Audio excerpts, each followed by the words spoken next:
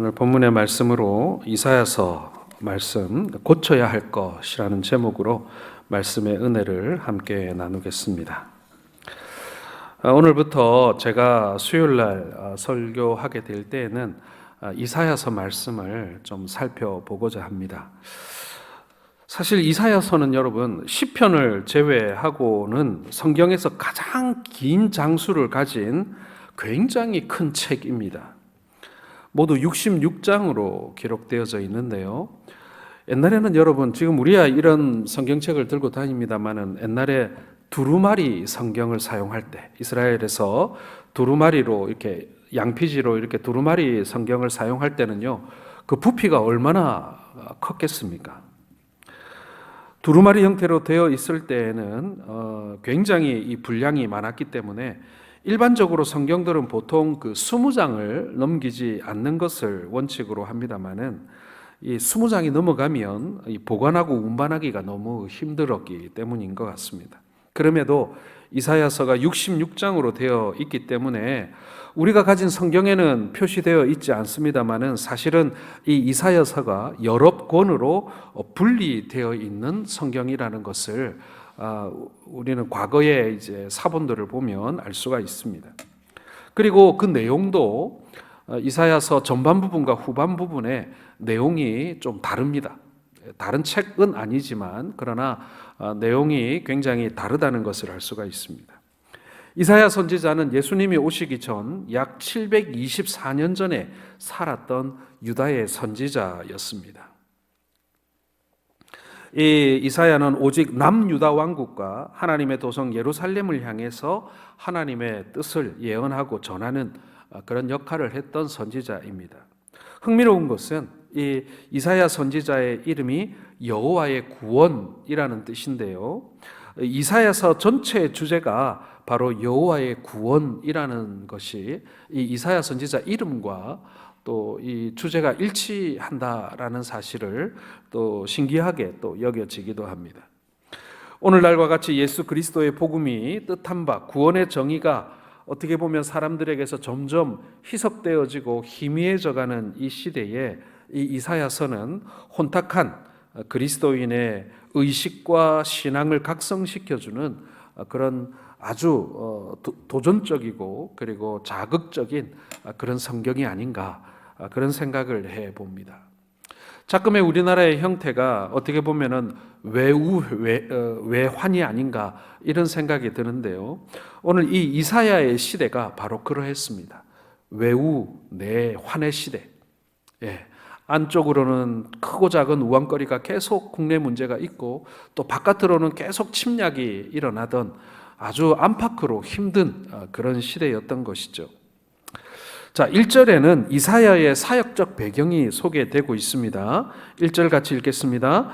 유다왕 우시아와 요담과 아하스와 히스기야 시대에 아모스의 아들 이사야가 유다와 예루살렘에 관하여 본 계시라. 자, 이 네 명의 왕 우시아와 요담, 아하스, 히스기야에 걸친 이 네 명의 왕을 섬기면서 이 복음을 전하는 사역을 이사야가 했다는 것이죠. 결코 짧은 세월이 아니었을 것입니다. 그렇기 때문에 이사야의 예언은요, 이 네 명의 역사적인 배경을 충분히 알고 있을 때 우리에게 이렇게 좀 더 다가오는 이 말씀의 내용을 우리가 정확하게 발견할 수 있다라는 것입니다. 앞으로 우리가 이사야서를 볼 때 이 왕들에 관한 이야기가 등장할 때마다 제가 부연 설명을 드리겠습니다만은 이 이사야의 예언은 이 허황되거나 아니면 혼자 꿈꾼 내용을 기록한 것이 아니라 진짜 역사적인 배경을 가지고 있다라는 사실을 우리가 깨닫는 것이 되게 중요합니다. 그래서 성경 속에 담겨져 있는 예언의 말씀 이렇게 보지 마시고요. 이 네 왕이 다스리던 그 당시에 이 유다의 상황이 어떠했는지, 국내 상황이 어떠했는지, 그리고 그 국제적인 상황이 어떠했는지를 보면서 하나님 말씀을 보게 되어지면은 하나님께서 왜 이 시기에 이런 말씀을 주셨는가 그것을 알 수가 있다라는 것입니다. 우리가 흔히 생각하기를 어렵고 힘든 시대가 되면 하나님께서 이사야와 같은 인물을 보내어 주신다라고 우리가 생각하기 쉽습니다만은 여러분 그것은 오해입니다. 하나님께서는 위기를 극복해낼 영웅과 같은 인물을 보내주시는 것이 아니라 그 시대에 적합한 말씀을 보내주신다라는 사실을 여러분 기억하시기 바랍니다. 죄송한 얘기지만 많은 사람들이 이 시대의 선지자라고 자칭하고 또 이 시대에 자기가 이 시대를 건져낼 것처럼 얘기하지만 그건요 착각이에요. 하나님은 절대로 사람을 보내어서 시대를 건지거나 구원하거나 그러지 않습니다. 하나님의 말씀으로 건지는 것입니다. 우리는 그 말씀을 전하는 도구일 뿐이죠. 그 시대를 비추는 하나님의 말씀이 무엇인가를 우리가 발견하고 그 말씀을 붙잡는 것, 이것이 여러분 사람을 붙잡고 가는 것보다 훨씬 더 중요한 일이다라는 사실을 우리는 기억해야 합니다. 특별히 오늘 이사야는 그 유다 사회의 죄악이 점점 심해지는 것을 오늘 이 이사야서를 시작하면서 경고하고 있습니다. 자, 2절과 3절을 같이 읽겠습니다. 하늘이여 들으라, 땅이여 귀를 기울이라. 여호와께서 말씀하시기를 내가 자식을 양육하였거늘 그들이 나를 거역하였도다. 소는 그 임자를 알고 나귀는 그 주인의 구유를 알건만은 이스라엘은 알지 못하고 나의 백성은 깨닫지 못하는도다 하셨도다. 예, 이 짐승들, 소나 그리고 나귀도 그 주인을 안다. 여러분 강아지 키워보시고 고양이 키워보신 분들 아시죠? 예, 주인을 알아봅니다. 자기 밥 주는 사람을 알아봐요. 저희 집 고양이도요, 낯선 사람이 오면 이렇게 탁 이렇게 발길질을 하는데 낯선 사람한테는 이 발톱을 세워가지고 이렇게 때려요. 그런데 주인을 때릴 때는 절대로 발톱을 꺼내지 않습니다. 그냥 이 솜방망이 같은 주먹으로 이렇게 때리는 거죠. 예, 짐승도 주인을 압니다. 이 사람이 어떤 존재인지, 이 사람이 나에게 어떤 의미인지 그걸 알아요. 그래서 다르게 대합니다. 이스라엘에게 하나님은 어떤 분이에요? 그 당시 수많은 고대 군동의 우상들이 많았습니다마는 하나님은 그들 중에 하나가 아니었잖아요. 이스라엘에게 유일하신 하나님이셨습니다. 자, 그런데 나의 백성은 깨닫지 못했다라고 말합니다. 이스라엘은 알지 못했다. 이것은 하나님의 한탄인 것이죠. 하나님의 노여움이었던 것입니다. 하나님은 이스라엘을 자식처럼 사랑했습니다. 그런데 하나님의 뜻대로 살지 못하고 다른 길로 가면서 하나님께서 제일 싫어하시는 죄만 짓고 살았던 것이죠. 그래서 하나님이 탄식하시는 것입니다. 하나님은 이스라엘을 안타까운 마음으로 치십니다. 적군들이 쳐들어와서 온 나라를 점령하게 하셨고 이것이 하나님의 매였죠.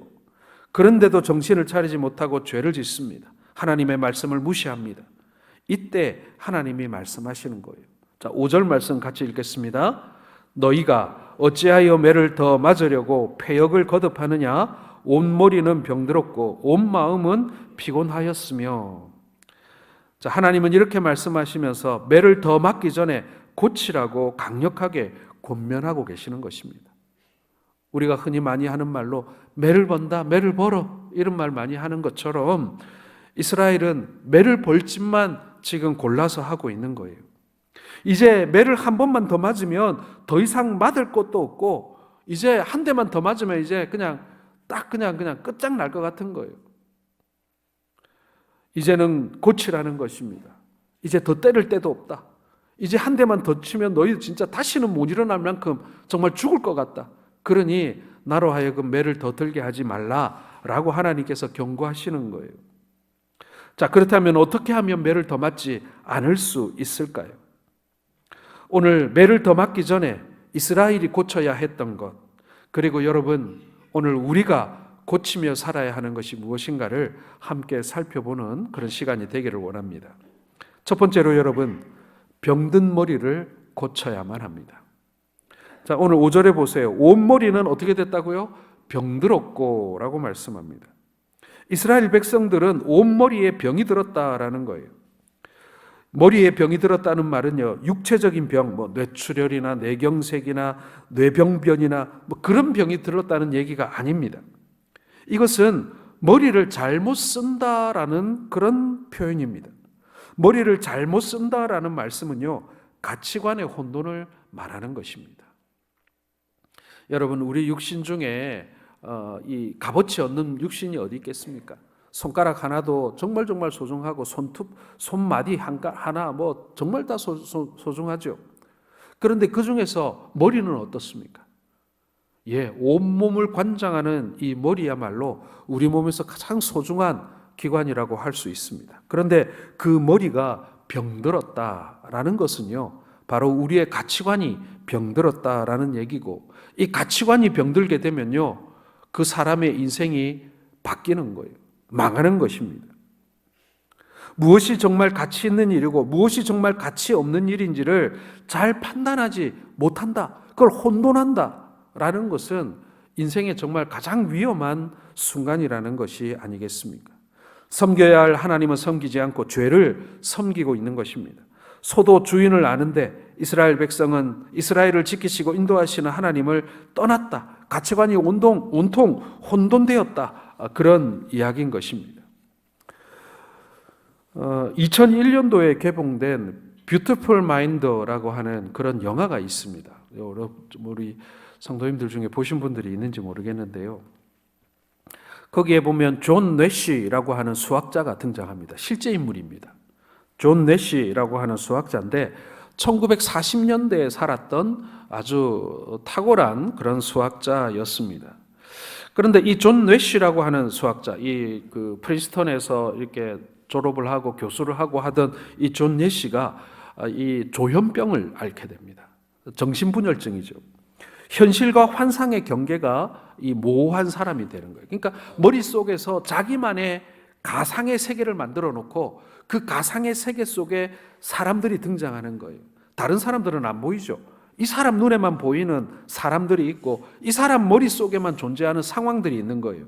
그 중에서 뭐냐면은 이 정보부가 자기에게 비밀 임무를 주는 거예요. 암호를 해독하고 그 다음에 적의 비밀을 캐내고 하는 그런 비밀 임무를 자기에게 주었다고 이제 환각을 하는 거죠. 망상을 하는 것입니다.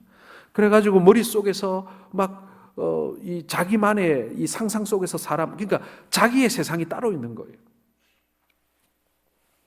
그런 내용의 실제로 존 뇌시가 겪었던 그런 그 병의 내용을 이 영화에 담고 있는데요. 이 존 뇌시는 1994년도에 노벨 경제학상을 받게 됩니다. 게임 이론이라는 걸 만들어 가지고 상을 받게 되는데요. 훌륭한 수학자였지만 평생을 이 조현병으로 인하여 고통당했던, 그리고 그걸 극복하기 위해서 애썼던 그런 유명한 수학자이고, 여러분 기회가 되시면 이 영화를 한번 보시는 것도 참 재미있는 영화였다, 이런 생각이 듭니다. 이 존 뇌시의 이야기 속에 나오는 것처럼 사람들 중에는요, 자기만의 가상 세계를 만들고 사는 사람들이 있어요. 그걸 가치관이라고 하죠. 그렇죠? 똑같은 것을 보면서도 이 가치관이 다른 사람들은요, 자기만의 이 세상을 만들어 놓고 살기 때문에 다른 사람들의 이야기나 다른 사람들의 의견이나 다른 사람의 조언을 들으려고 하지 않습니다. 자기만의 세상이 있으니까. 자기만의 세상 속에서 벗어나려 하지 않기 때문에 그런 것입니다. 사랑하는 성도 여러분, 우리가 사는 사회는요, 뭐든지 가격이 정해져 있습니다. 그리고 그 가격으로 그 가치를 평가받으려고 하는데 이게 굉장히 우스운 일인 거예요. 재래시장에서 10만 원에 팔리는 옷이 유명백화점에 가면 택만 하나 탁 갈면은 100만 원이 되고 200만 원이 되기도 합니다. 사람들은 가격이 비싸면 더 좋다고 생각을 하는 거죠. 분명히 잘못된 가치관입니다. 자기가 생각하는 가치관 속에서 이렇게 착각하며 사는 것이죠. 가격으로 평가받지 않아도 되는데 더 중요한 가치들이 존재하는데 말이죠. 사람들은 잘 깨닫지 못합니다. 하나님께 더 매를 맞기 전에 우리의 머리의 병을 고쳐야만 합니다. 여러분, 어떤 게 있겠습니까? 상대적인 도덕적 가치관. 도덕이 무너지고 있어요. 윤리가 무너지고 있습니다. 왜 그렇습니까? 상대적이기 때문에 그런 거예요. 옛날에는 이것이 윤리적이었고 도덕적이었지만 지금은 시대가 바뀌었잖아. 그러니 상대적인 윤리관이 되는 것입니다. 유물론적인 가치관도 마찬가지죠. 하나님 존재하지 않는다. 영적인 것은 없다. 오로지 손에 잡히고 눈에 보이는 것만이 실상이다 라고 하는 이 공산주의의 모태가 된 이 유물론적인 가치관을 가지고 있으면요, 영적인 것을 부인하죠. 볼 수가 없는 것입니다.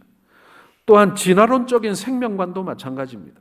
모든 생명관, 모든 세상 만물을 볼 때에 진화론적으로 보게 되면 하나님의 가치, 하나님의 존재를 믿을 수가 없고요. 그리고 결국에는 이 생명을 이 가볍게 아는 그런 사람이 되어버리는 것입니다. 뿐만 아니라 성공지향적인 출세관도 마찬가지죠. 오로지 출세를 위해서, 성공을 위해서만 자신의 인생을 다 쏟아붓는 사람들의 이야기, 이 자본주의 사회 속에 얼마나 그런 사람들이 많습니까? 지나치게 경쟁적인 교육 환경도 마찬가지입니다. 이 모든 것들이 여러분 잘못된 가치관이고 가치관의 혼돈이라고 말할 수 있고, 그리고 자신들이 만들어 놓은 그 가치관 속에서 착각하고 망각하고 망상 속에 사는 그런 모습들이라는 것입니다. 어린 학생이 엄마를 죽인 사건이 과거에 있었습니다. 경찰이 조사하는 중에 왜 엄마를 죽였느냐?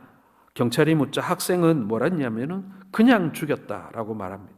그냥 죽이고 싶어서요 라고 얘기합니다. 그리고 하는 말이 엄마의 잔소리가 싫어서요. 공부하라, 일찍 자라, 게임하지 마라, 옷 깨끗이 입어라. 나를 보기만 하면 잔소리하는 것이 듣기 싫었어요. 그래서 결국에는 엄마를 죽였다라는 것입니다.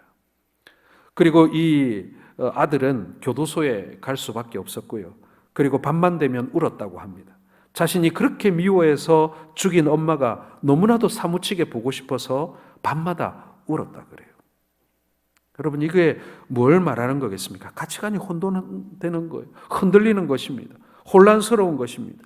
성경은 이것을 온 머리가 병들었다라고 말씀하고 있습니다. 이스라엘 백성들이 하나님 나라의 백성으로, 하나님의 자녀로, 선민으로 살아야 했음에도 불구하고 그들의 가치관이 온통 세상의 것들로 인하여 혼돈되어지고 망가져 버리니 하나님께서 그들이 병들었다고 말씀하시며 책망하고 있는 것입니다. 사랑하는 성도 여러분, 우리가 혹 세상의 것에 의해서 우리의 머리가, 우리의 가치관이 병들어 있는 것은 아닙니까? 남의 말은 일절 들으려고 하지 않는 그런 나만의 가치관 속에 우리가 갇혀 살고 있는 것은 아닙니까? 세상 사람들이 가지고 있는 그런 혼돈을 우리 그리스도인들도 똑같이 경험하고 있다면 우리는 다시 말씀으로 돌아가고 하나님께로 돌아가고, 그리고 성령님의 도우심을 우리가 구해야 하는 것 아니겠습니까? 하나님, 혼란스럽습니다. 무엇이 옳고 그른지 잘 모를 때가 많습니다. 성령님 깨닫게 해주시고 하나님의 말씀으로 내가 중심을 잡고 하나님만을 바라볼 수 있도록 해달라고 우리가 함께 간구하실 수 있기를 주의 이름으로 축원합니다. 두 번째로 여러분, 피곤한 마음을 고쳐야 합니다. 자, 5절 또 보시면요, 온 머리는 병들었고 그 다음에 뭐라고 되어 있냐면 온 마음은 피곤하였으며. 당시 이스라엘 백성들은요, 이 가치관이 혼돈되어서 섬겨야 할 하나님은 섬기지 않았습니다. 소도 주인을 아는데 이스라엘 백성들은 하나님을 알지 못했던 것이죠. 그토록 이스라엘을 사랑했던 하나님을 배반하고 그 대신 우상을 섬기게 됩니다. 머리의 가치관은 달라졌고 마음은 기쁨을 잃어버리고 피곤하여졌습니다. 웃음을 잃어버린 것이죠. 그들은 그들의 사회적 필요, 물질적 필요, 현실적 필요 때문에 하나님을 버리고 우상을 선택했어요. 농사 짓는 사람은 당장의 농사를 위해서 땅과 비와 구름의 신을 우상으로 섬겼고요.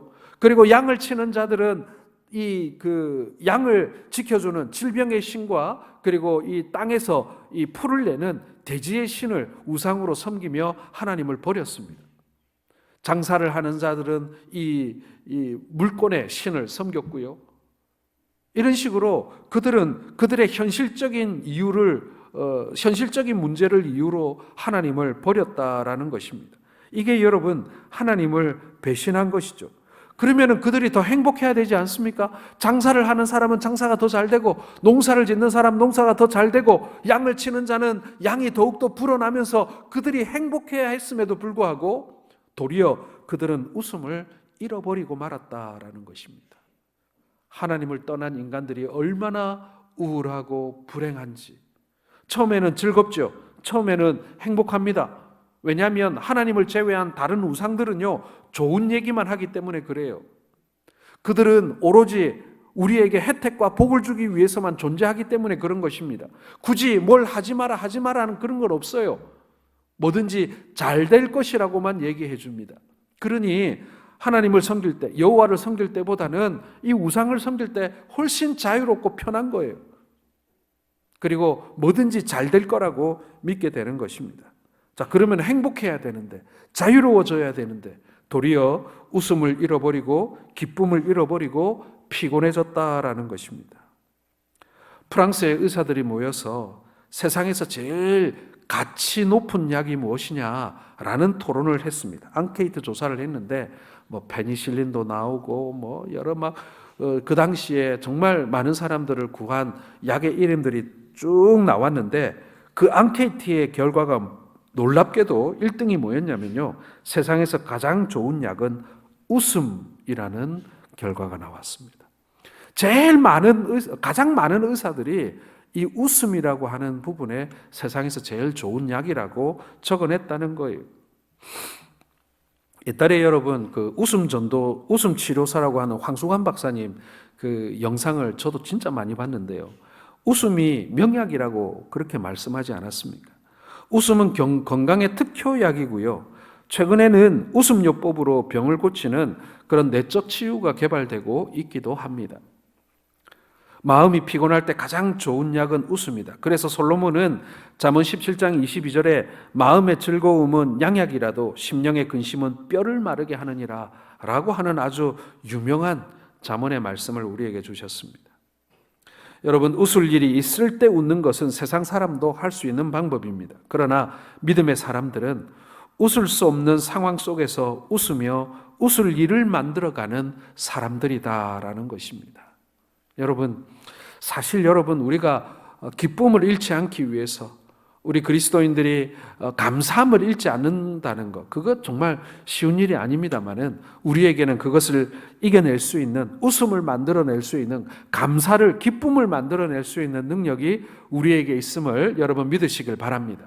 상황은 절대로 웃을 만한 상황이 아니고, 상황은 절대로 기뻐할 만한 상황이 아니고, 상황은 절대로 감사할 만한 상황이 아니지만, 그러나 그리스도인들은 그 상황 속에서도 그 모든 것을 만들어낼 능력이 주어져 있다니까요.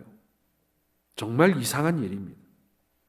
요즘처럼 경제적으로 어렵고 나라가 혼란스러울 때 여러분, 우리 그리스도인들은 기쁨을 찾아내야 합니다.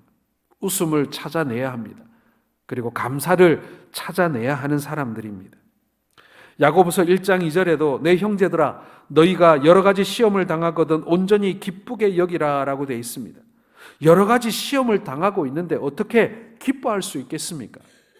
이 말씀은요, 기쁨을 찾아내라는 거예요. 기쁨을 찾아내라는 것입니다. 그런 능력이 우리에게 주어져 있다라는 것입니다. 이것이 여러분, 우리의 피곤한 마음을 고치는 방법인 줄 믿습니다. 세상에서 기쁨을 찾지 마세요. 그것은 잠깐 우리에게 지나가는 웃음을 줄 뿐입니다. 그러나 우리가 예수 그리스도 안에 거하게 될 때, 하나님의 말씀과 주의 성령 안에 우리가 거하게 될 때, 아무리 눈물 흘릴 만한 상황을 우리가 맞이한다 할지라도 세상이 빼앗을 수 없는 기쁨을 우리가 누리게 될 줄 믿으시길 바랍니다. 세 번째로 여러분, 병든 몸을 고쳐야 합니다. 6절 같이 읽겠습니다. 시작.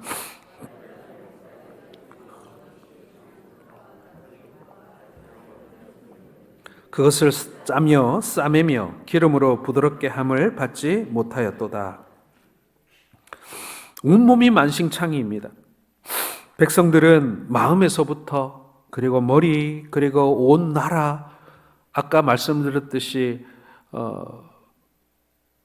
안으로도 우환이 많고 밖으로도 환란이 끊이지 않는 내우 외환의 그런 어려움 속에, 성한 곳이 하나도 없는 이 상황 속에 이제 조금만 더 도를 넘으면 마치 장마철에 뚝이 뻥 터져버리는 것처럼 이제는 막을 수 없는 지경에 이르고 말지도 모른다라고 하는 위기 앞에 서 있습니다. 그런데 어찌하여 더 맞으려고 하느냐라고 하나님이 물으시는 거예요. 지금 이 상태는 상처가 낫기도 전에 또 패악한 짓을 저지르고 있다는 것입니다. 또 때려야 하는데 때릴 곳이 없는 거예요. 이로 인해서 맞을 자가 아니라 때릴 자가 눈물을 흘리고 있는 것입니다. 어째서 더 맞을 짓을 하느냐 그러면서 애간장이 타는 거예요. 이것이 어버이의 마음이죠. 매를 들어도 하루 이틀이지. 이제는 더 때릴래야 때릴 때도 없고. 그런데 아직 정신을 못 차리는 자녀를 보면서 눈물 흘리는 부모님의 마음인 것입니다. 우리는 때로는 우리가 부득불 자녀를 때려놓고 잠든 아이의 상처를 몰래 어루만지며 가슴 아파하지 않습니까? 이것이 어버이의 마음입니다. 하나님은 공의로우신 분이시기 때문에 징계를 할 수밖에 없습니다마는 그 징계 속에 사랑이 있는 것입니다. 하나님이 우리를 징계하시면서 통쾌하거나 재밌어하거나 그러지 않습니다. 우리보다 더 아파하시는 분이 우리 하나님이시다라는 거예요. 중국 한 나라에 한배교라고 하는 유명한 효자가 있었습니다. 그의 어머니는 자녀들이 잘못을 하게 되면 종아리를 때렸는데 아들이 장성한 후에도 잘못에 대해서 아주 가차없이 종아리를 때렸던 그런 어머니가 계셨습니다. 어느 날 이 어머니가 또 아들을 세워놓고 종아리를 때렸습니다. 그런데 그동안 어머니가 때리면 한 번도 울지 않았던 아들이 소리를 내어 엉엉 우는 것입니다. 그래서 어머니가 묻습니다. 너는 그동안 어릴 때부터 한 번도 종아리를 맞을 때 울지 않더니 왜 나이가 든 어른이 다 돼서 지금 우느냐라고 물으니 그 대답하기를 전에 어머니가 저를 때릴 때에는 종아리가 정말 너무나도 아팠는데 이제는 조금도 아프지가 않습니다. 어머니의 기력이 쇠진해진 탓이려니 생각하니 마음이 아픕니다 라고 하면서 눈물을 지었다고 합니다. 맞는 내 다리가 아픈 것이 문제가 아닙니다. 때리는 어머니의 마음이 아픈 것을 알아야 합니다. 이것이 진짜 효자의 마음 아니겠습니까? 여기에 진정한 믿음이 있는 거예요. 때로 우리는 하나님으로부터 징계를 받고 또 그 징계 때문에 괴로워하기도 합니다. 벌을 받습니다. 저주를 받았다고 생각하기도 합니다. 그러나 징계하시는 아버지의 마음을 짐작하고 있습니까? 어찌 매를 더 맞으려 하느냐? 그만큼 맞았으면 되지 않았느냐? 안타까운 마음으로 우리를 바라보시며 우리보다 더 아파하시는 그 하나님을 우리는 알아야 한다라는 것입니다. 이사야가 예언을 하고 있을 때 이스라엘의 상태는요, 하나님의 징계로 땅은 황폐하게 되었고 성읍들은 불에 탔고 토지들은 모두 이방인들이 차지하게 되었습니다. 하나님이 고치라고 했는데도 고치지 않은 결과인 것이죠. 그리고 그것을 끝이라고 생각했습니다. 그런데 아니라는 거죠. 이사야는 바로 여기에서부터 시작되고 있는 것입니다. 끝인 줄 알았는데 끝이 아니라는 이 사실을 깨닫게 하는 데서부터 이 말씀이, 이사야서의 말씀이 시작하고 있는 것입니다. 8절과 9절을 마지막으로 읽겠습니다. 시작.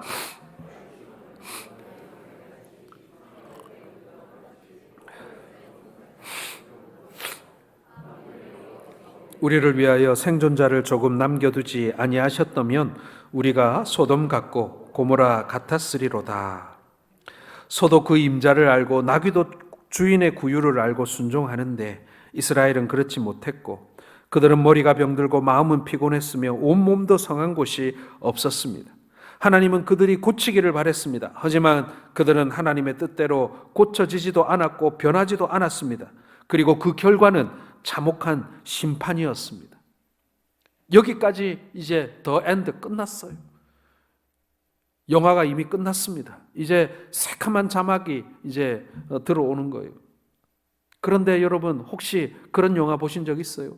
영화가 이미 다 끝났는데 그 뒤에 크레딧 필름이라 그래가지고 그 뒤에 또 다른 또 내용이 또 짤막하게 또 영화가 좀 더 이어지는 그런 것들이 있습니다. 화면이 다 까매져서 끝났나 하고 아쉬운 마음에 일어나는데 자리에서 일어나려고 하는데 갑자기 새로운 또 다른 영상이 나오기 시작하는 것입니다. 화면에 다시 불이 들어오고 다시 또 다른 내용이 시작됩니다. 끝난 줄 알았던 영화가 끝이 아니었던 것입니다. 시즌 2가 있었던 거예요. 여러분, 하나님은 이스라엘을 심판했습니다.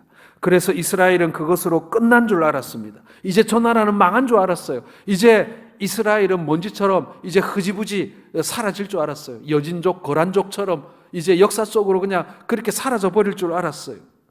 그런데 갑자기 불이 들어오더니 다시 시작되었던 것입니다. 완전히 망한 것이 아니라 포도원의 망대같이 원두막의 그런 이 망대처럼 다 쓰러지고 쓸려 나갔는데 그저 우뚝 그냥 횡하니 서 있었던 것입니다.